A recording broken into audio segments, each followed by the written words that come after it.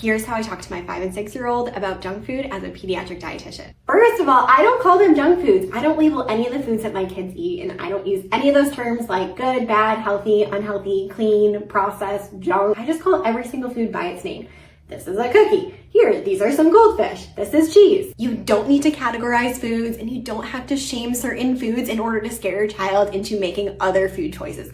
All you have to do is model the behavior you want to see in your child over time, and they will learn from that. So in my house, we have all foods available, but I am the one who chooses how often they are served. So I choose foods like fruits, veggies, proteins, whole grains much more often, and I choose foods like chips and cookies for my kids less often. And then it's also important to talk to kids about nutrition in an age-appropriate way. So in my house, what this looks like is we talk about how some foods do a lot more for our bodies. We talk about how other foods like chips and cookies are absolutely fine to enjoy, but they do a little bit less for our body. They might give us some energy, but that's pretty much it.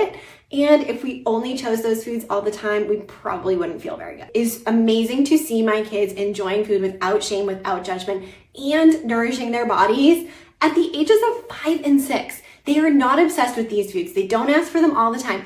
And when I serve something like ice cream, half the time they don't even finish it. They leave half of a bowl of ice cream there. How crazy is that? I have never not finished a bowl of ice cream in my entire life.